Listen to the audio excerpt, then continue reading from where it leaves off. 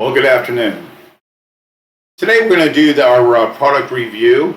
We talked about this about 6 months ago. We've been using All for Reef now for about 6 months. We've gone through about a third of the powder in the can, and I'm using it on that 100-gallon reef tank behind me. And here's a picture of the screenshot you're seeing on your video right now of the tank. The coral that we have in there is pretty basic. We have some nice zoas, some nice polys, some nice leptosteria. We have a couple of hammers in there, and basically not an overloaded tank. It's actually fairly thin. A couple of fish in there, and just enough to really give us a good idea of where All for Reef is and how it's working over the past 6 months in our tank. So considering that we've had this same jar, this can for, wow, a third of it, we've been using it for so long, it does last a long time. So first I'm going to show you, let me turn off this tank view and put on our second display. And we come up with a nice rating system. We call it the 5-fin rating system. So we base it on 1, the cost of the product, 2, ease of use, how easy it is to use the product and how hard it is to work with, 3, the wide range of species that the product is really good for. So when we're talking about corals especially, there are some varieties of corals that require special attention, mainly Goniopora. So when we're talking about those Goniopora, they're kind of unique to everything else. The SPS like a certain thing, LPS like a certain value of micronutrients, macronutrients, and whatnot, trace elements. However, stuff like Goniopora require a little more attention, and we're going to talk about that in just a second. Also, positive public feedback. As people are using it, are they happy with it? Are they enjoying it? Is it making their life easy? Are their tanks growing with ease? And of course, the last one is customer support. Is there somebody out there that's actually supporting the product, providing feedback, giving direction if there's issues? And so we're going to get into this. Before we get too far into it, just to show you what I'm using on this tank, and let me make this a little bit smaller. I'm actually using All for Reef, and it's in a doser, and I'm using Bacto Balance. And that's it. So I had this all set up to be dosed, All for Reef and Bacto Balance, and nothing else. Because All for Reef is an all-in-one, so it should have everything I need. I'm not overloading the tank. I'm not putting so many corals or so many fish in it that the bio load is putting an undue stress on the product that we're using. Also, Bacto Balance does a good job of keeping those nitrates and the phosphates in balance, and you'll see in my my test results that it's doing just that. It's working great. However, our review is for All for Reef. So let's get right into it. When we look at this chart that I made up, and let me make that a little bit smaller so you can see it better. I shared with you my test results, and these were just done this morning before I did any kind of addition or treatment or anything. And I'll tell you what I had to do, and there were some adjustments that I did have to make. So we're going to give All for Reef a 4 out of 5. So 4 fins out of 5 fins from FishyFins is a great rating. It's a good product. It really is cost effective because if you're using All for Reef, you're not buying micronutrients, macronutrients, you're not buying a 2 or 3 part. It's all in one can, it's all ready to go, and it's really a good product. So I'm sure that you're going to enjoy using it. However, there were some issues with it. So we're going to give it, first of all, cost of product. We're going to go ahead and give that a 1, a full value. It did great. As far as public feedback and the positive public feedback, we got a lot of very good positive public feedback from it. The pet store owners and the fish store owners that are selling it, they use it in their own tanks at home. All of them said that they like it, they're enjoying it. The people we talked to at the fish stores and also online, we went to Tropic Marin's forum and Facebook. We really monitored people, what they were asking, the issues they were having, how the fellow that's there that's answering their questions, how valuable that information was, and it was all very good, very open, and very helpful.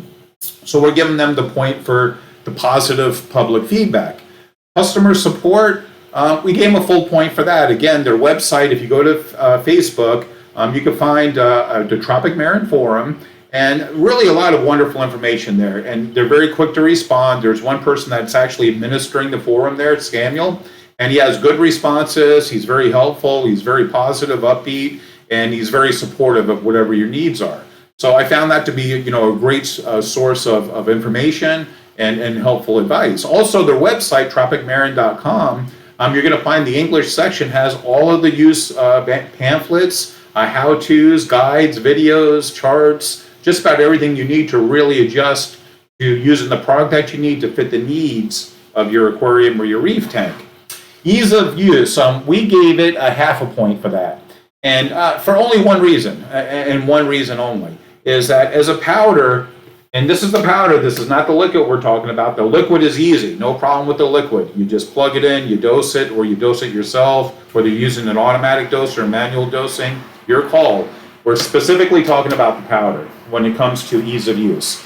The problem that I have with the powder is it does cake very quickly when you're trying to add it to your water, your RO water, and mix it up until it's clear. I found that doing it manually is painful, to say the least. It doesn't mix very well manually. You will sit there and shake that jar and shake it for a half an hour, put it down, it'll settle, you'll have to shake it again, you'll have to shake it again. It takes a long time. However, if you're using a magnetic stirrer, I found that to be an excellent way to mix this up. If you put your 900 milliliters inside of your mixing container of RODI water, turn the mixer on, let it start spinning, and then add it a scoop at a time, or about a tablespoon or a scoop at a time, and let it mix up until it dilutes, and then add another one. So as it's running and mixing, it takes about maybe a half hour to add 1 scoop at a time, let it mix and dissolve, add another scoop, let it mix and dissolve, and it comes out beautifully. It all is absorbed in the liquid. There is no after grain or anything at the bottom of the container. It does a really good job.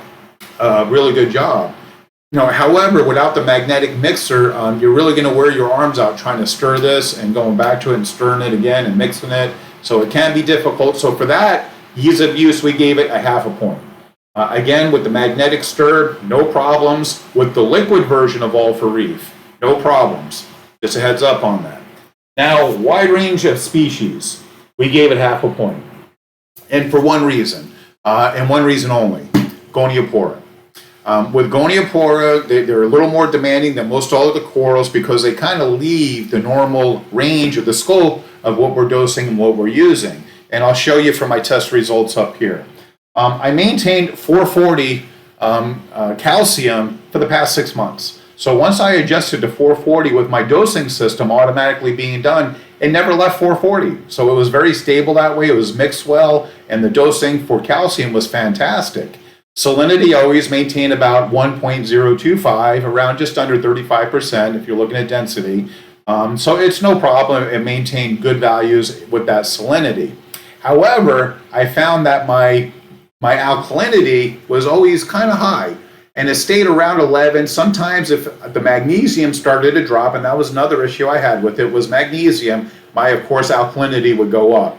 They're in tandem. Magnesium is kind of the fulcrum, or the teeter-totter, for magnesium. Kind of keeps your calcium and your alkalinity. And if you raise your magnesium, it goes up. If you drop your magnesium, it comes down. So, of course, I found that with the magnesium always dropping down to 1200, and this 1250 you're seeing, I had a dose.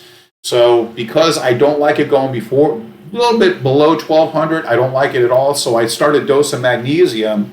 I started adding it just to maintain the 1250. So one downside that I found about it was that if you have a requirement like with Goniopora to have higher magnesium values, I like to keep it around 1400 actually, if you want to know the truth. And I could not get All for Reef to maintain magnesium levels any higher than about 1240. And that's what they say at their website for Tropic Marine. If you look at the water parameters that they advertise, I believe they keep their magnesium around 1280 is what they recommend. I preferred around 1400 or even more with Goniopora. However, that's up to everybody.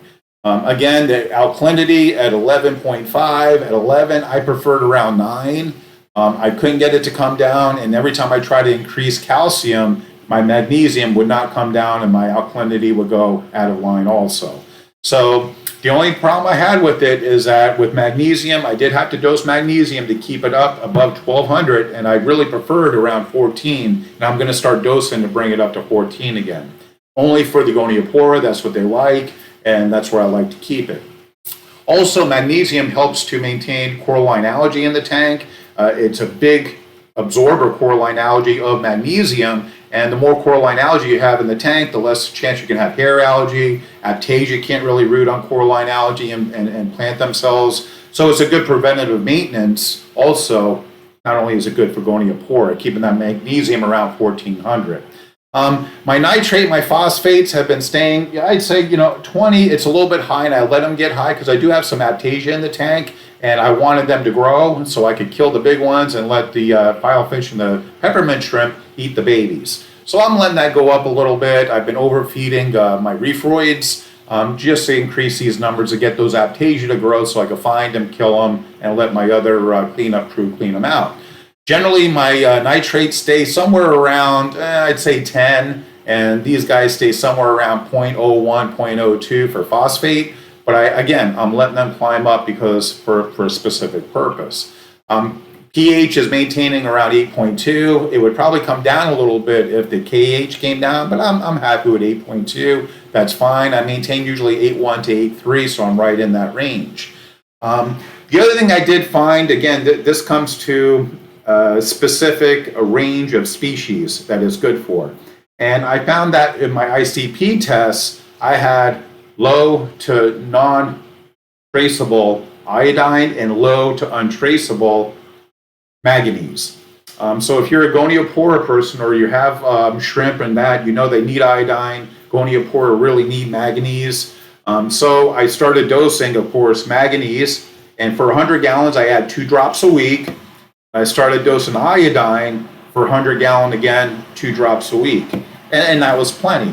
So there is iodine, there is manganese in the All for Reef. It's in there. However, it's not at the point where I'm comfortable because I do want to see something in the ICP test. It doesn't have to be high. It doesn't have to be right on the money like some of the moonshiners do that are keeping their reefs using the moonshining method.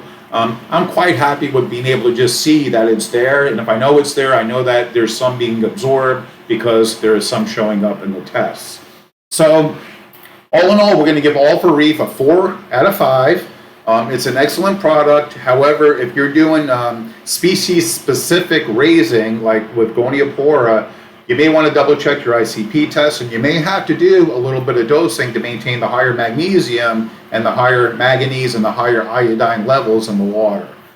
So I'll say that after 6 months of use, I love it. We're going to keep using it. I would highly recommend it for anything other than Goniopora. And if you're going to grow Goniopora in your tank with All for Reef, you may be prepared to start dosing manganese, magnesium, and for shrimp, if you have a lot of shrimp in your tank, other type of inverts that really require a little more iodine, check your ICP test because again, the salt comes into play. We're using Red Sea Blue Bucket, so salt does come into play, especially with iodine. So I'm not going to blame the iodine and the manganese on the All for Reef. That has a lot to do with salt. The availability also, I want to talk about this for a second, cost of product. And we gave it a 1 only because 6 months ago, it was hard to get All for Reef. Nobody had it. And it was like pulling teeth going to store trying to find it. You'd have to order it on the internet, buy it, and then pay for shipping, and then hit minimum order. So it was a little more expensive. However, All for Reef and Tropic Marine have made their way into some major distribution chains in the United States now. So you can go to Petco and buy it right off the shelf. Most fish stores right now, we're selling it right off the shelf. So it's a lot easier, and now that it's more available, the price of it is definitely coming down. So cost of the product has come down way, way low in the past 6 months because it has entered into the product chain line and distribution lines within the United States, so it's easy and more available. So again, it's a great product. We're enjoying it. We're going to keep using it. I would recommend it for any tank at all. However, if you do have a specific species that you're focusing on, do those ICP tests and do adjusting as you see fit to provide for that species. So again, Tropic Marine, great product. We appreciate it. We're going to keep using it. I think our next one is going to be the new 3-in-1 that's made for, I believe Aquaforest is producing that right now. So we're going to go ahead and see about getting that in. We're going to set that up on another tank and we're going to start using that. We'll give you the results and our test results, and encourage everybody to check it out, see what you think. Let me put on this video too. I'm going to take this on. So you can see this is the stuff we're growing in this tank with All for Reef. It's beautiful. The frags grew nicely. They filled in nicely. Our the zoas look great. Our alvapora looked great. Our goniopora did good. We found that when we did start adding magnesium and manganese, they did open up better and they looked a lot healthier. So that's the only reason why I brought up that point. So the tank itself has done really good, and we're real happy with the product.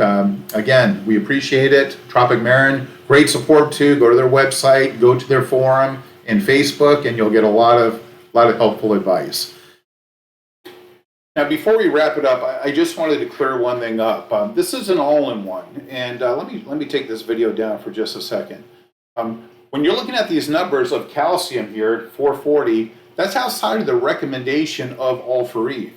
It actually falls within the high end of what they recommend. So I'm really pushing the high end, and I don't have a lot of absorption in the tank, which means if I had more corals in the tank, especially acros, my alkalinity would be being absorbed by those corals along with calcium, which may bring my magnesium back in line with everything else. So the one thing that I think is a problem with all the all-in-ones, and since it's kind of new right now, we're all trying them out, is we have a bad habit of wanting to do things our way. And I want my magnesium at 1400. Well, that's not what this is engineered to do. In fact, let me show you what the website recommends. And if we look at their website, their recommended numbers here, if you look at calcium, is between 440, here it is, yep, 440 and 400. So I'm going to bring my calcium down between 380 and 400 and see if that doesn't bring my magnesium back in line and my alkalinity down to somewhere around 9 again. What could be happening, and this can happen easily, if you try to take control of an all-in-one and do it your way and not its way, the way it was engineered, you end up chasing numbers.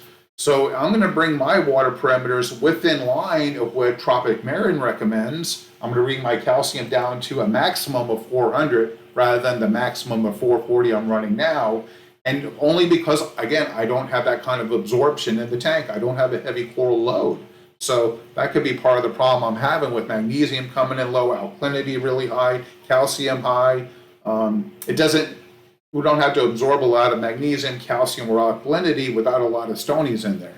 I do have two. I actually have two acros and a Monty, so it's an acro too. So I have a Monty Pora, small one, two small acros, a tenuous, and I believe a tort, and Miyagi tort. So, I mean, those aren't absorbing very much alkalinity at all, small frags. So that could be the problem. So we're going to adjust this down. So our numbers, and let me bring that back up.